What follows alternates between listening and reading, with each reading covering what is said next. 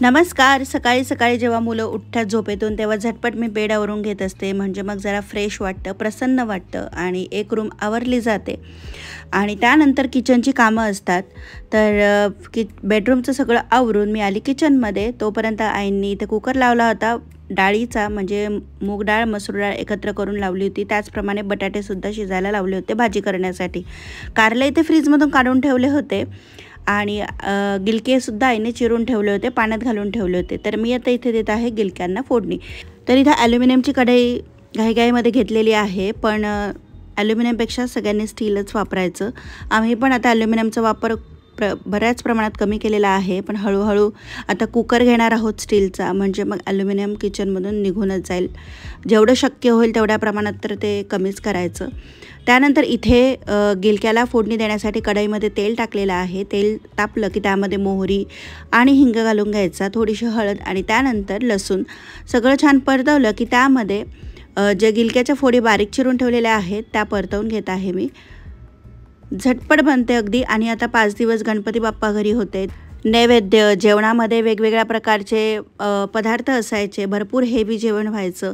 त्यामुळे म्हटलं आज जरा साधंच करूयात जेवण, म्हणून मग अगदी सोपी झटपट बनणारी गिलक्याची भाजी करणार आहोत. आणि मुलांना डब्यासाठी बटाट्याची भाजी, आणि वेळ मिळाला तर कारले करणार आहोत, नाही तर मग कारल्याची भाजी संध्याकाळीसुद्धा करता येईल.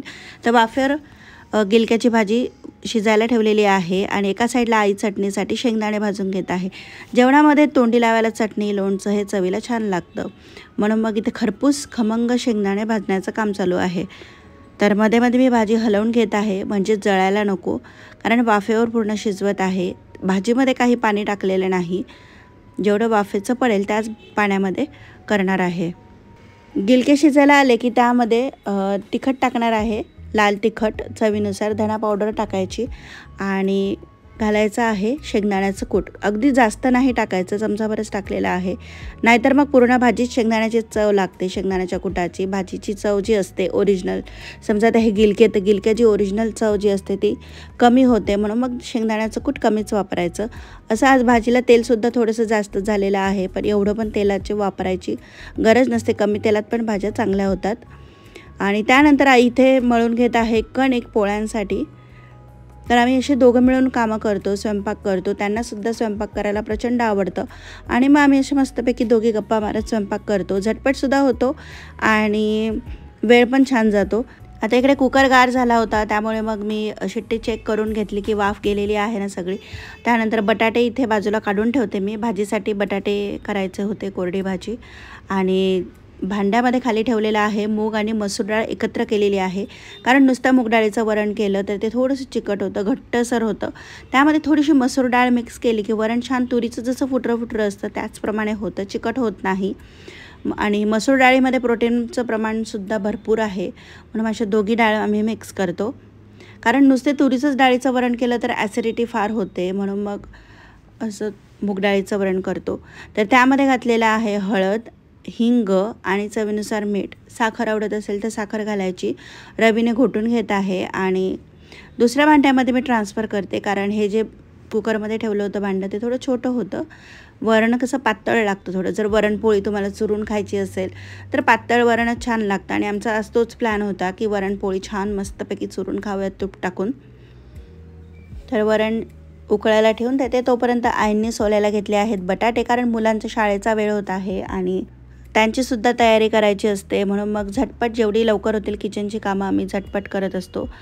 आणि कसं ज्या भांड्यांना येतात मावशी आमच्याकडे, त्या येण्याच्या आत सगळं किचनचं भांडे व्यवस्थित काढून ठेवले घासण्यासाठी, तर मग ते घासले पण जाता, ओटा पण स्वच्छ क्लीन होतो.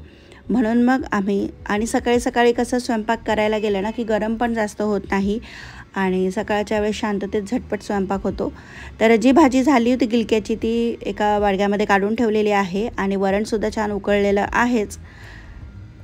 तर हे साधं वरण मस्तपैकी साजूक तूप घालायचं आणि पोळी म्हणून खायची, चवीला एकदम छान लागतं.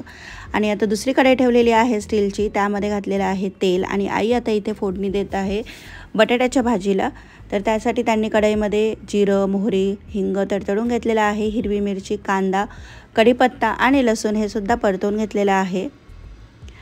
आणि आता त्यामध्ये बटाट्यांवर हळद टाकलेली होती, तर ते एकत्र आता परतून घेणार आहे. ही भाजी खरं तर बटाटे शिजलेलेच असतात, फक्त 2 ते 3 मिनिट मीठ आणि मसाले एकत्र बटाट्यामध्ये व्हावे म्हणून झाकण ठेवून अगदी 2 ते 3 मिनिट शिजवून घ्यायची असते. कोथिंबीर असेल तर कोथिंबीरसुद्धा वरून बारीक घालायची. आता आमच्या फ्रीजमध्ये संपलेली होती कोथिंबीर, म्हणून मग घातली नाही. तर भाजी एका साईडला दुसऱ्या गॅसवर ट्रान्सफर केलेली आहे शेगडीवर आणि एकीकडे आम्ही करून घेणार आहोत पोळ्या. तर आई पोळ्या लाटून देत आहे आणि मी झटपट शेकून घेणार आहेत. तर आमचा हा रोजचा स्वयंपाक असाच असतो, दोघे मिळून छान करतो आणि आईंना स्वयंपाक करायची प्रचंड आवड आहे आणि त्याचबरोबर त्यांच्या हातालासुद्धा खूप छान चव आहे. बऱ्याचशा गोष्टी मी त्यांच्याकडून शिकत असते, सगळ्याच गोष्टी मी त्यांच्याकडून शिकत असते की हे कसं करायचं, हे नक्की कसं घ्यायचं, त्यामध्ये काय टाकायचं, कितक्या प्रमाणात टाकायचं, या सगळ्या ज्या छोट्या छोट्या स्वयंपाकातल्या टिप्स असतात ना, त्या आईंच्यासोबत जेव्हा मी स्वयंपाक करतो तेव्हा कळत असतात. तर आता इथे आईंनी पोळ्या लाटत आहेत आणि मी इथे शेकून घेत आहे. तर जसं पोळी लाटताना सुद्धा ती जास्त वेळा उलटपलट करायची नाही, फक्त मॅक्झिमम 3दाच उलट करायची, नाहीतर मग ती पोळी कडक होते. तर अशा ह्या गोष्टी मला आधी माहिती नव्हत्या, पण जसं जसं आता स्वयंपाक करतोय कळतंय तसं तसं पण शिकतो आपण. तर इथे बटाट्याची भाजी झालेली आहे, गरमागरम पोळी आणि भाजी मुलांना खायला देत आहे मी. तर त्यानंतर हे आमचं आहे दुपारच्या जेवणाचं जेवण. कारल्याची भाजी राहिलेली आहे, ती आता रात्री करू, पण हे आहे आमच्या जेवणाचं ताट. कसा वाटला व्हिडिओ कमेंट करून नक्की सांगा.